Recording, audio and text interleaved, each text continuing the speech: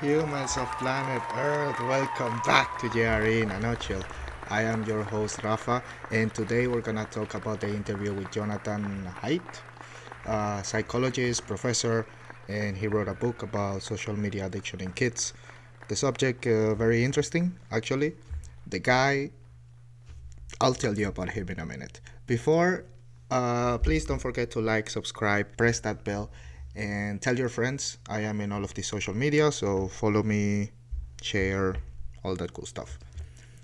All right, so Jonathan Haidt. So the guy's he's cool, but it seems to me like he thinks he's in 1950 or some other year or some other dimension where like people are talking to each other. Maybe all of his solutions are we need to communicate, we need to talk to each other. He comes in like Christopher Robin. Piglet, Pooh, we need to be nice to each other. We need to be friends. Everything is fine. We all friends. We all love each other. Dude, you know, it's a bit too late for that. Like, and he puts, for example, one analogy that he says where people say, oh, that ship has sailed when it comes to addiction on social media addiction on kids, no? That ship has sailed. No. And he moves the analogy to something cute. Like, yeah, I've been in airplanes where they actually been called back because of blah, blah, blah. And yeah, okay, let me answer that analogy with this analogy. Bro, this is when the plane it's very close to the departure place. But this fucking ship or this fucking plane, it's already past middle, it's already almost at destination. We are the Apple Vision is out. We are steps away from fucking Matrix pods. Yeah? So we're almost there. It's too cold, it's too late for a recall, it's too late for anything. That's what the ship has sailed mean, bro. Come on, wake the fuck up. See what I mean? So the guy is kind of innocent vanilla.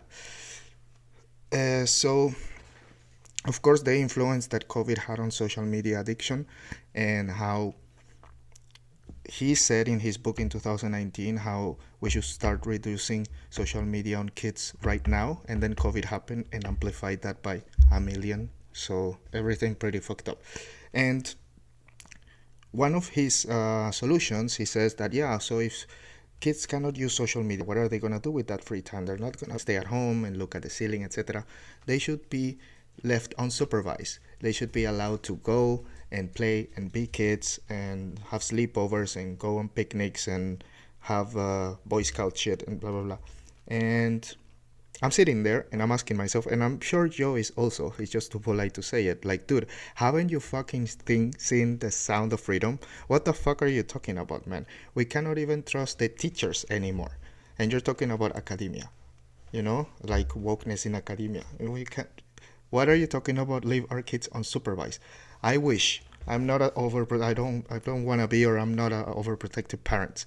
So, dude, it's not about that. It's not about, oh my God, my kid is made of glass. No, I would love that my kid could go into the woods and not be in danger of confronting some fucking pedophile. I would love that, but that's not the world we live in. So, unsupervised kids, wake the fuck up.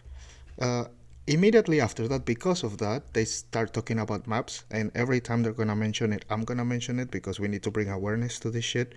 There's a Wikipedia page of these fucking sick people where they say this is the flag that the minor attractive people wait to celebrate how lovely being a pedophile is. So yeah, please tell everybody. And one of the most interesting topics of the conversation, as I said, the topics are actually nice. It's just a bit frustrating the solutions that this guy has. He has like a 4-step solution for how we can reduce social media in kids. And yes, banning it from schools, 100%. I don't think he came up with that. That's very famous. They're doing it here in the country I live. So I think that's great. But the next steps are like, we have to be nice to each other and we have to all synchronize and talk and dude, not in this year. I'm sorry. So they also speak about the influence that Apple now is going to have with Gemini on the phone. If you don't know the news, apparently, I don't know if it's official, but Apple wants to put Gemini's AI into the iPhone. And yeah, it's time to change the phone, everybody, I guess, because imagine the kind of wokeness, black Nazis that you're like, this kind of thing. And you know, the guy is so disappointed at Google because they lost the trust of the public. And I'm like, dude, have you not seen what Google has done in the past 3-4 years? This nobody lost this was the cherry on the sundae. But without the cherry, there's still a fucking sundae, yo. Nobody trusted Google anyway. It's been already a couple years since the last time somebody used trust to describe Google, man.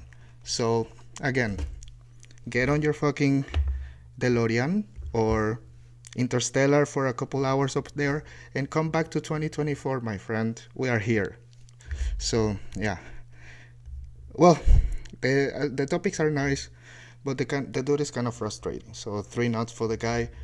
And again, whatever project you're about to apply, dude, please wake up a little bit. Stop wasting money because we're too late for being nice to each other. I think that ship has sailed. There's no calling it back for the moment. So, yeah, sorry to be so cynic, but I'm just being realistic at this point, I guess. So, anyway, thanks everybody. And as usual, I don't have anything to do with Joe Rogan or the Joe Rogan Experience. And all the links, books, all that stuff they spoke about, you'll find it down in the description. And don't forget, please, to subscribe, like, and follow my shit if you like it. If you don't like it, please comment, tell me why you don't like it, and I'll try to do my best to improve. All right, so thanks everybody, and I will see you next time. Peace. That was so horrible. And that was so irresponsible of Google to do. So no, I'm glad we have a chance to talk about this because I'm really horrified by what Google did in introducing Gemini.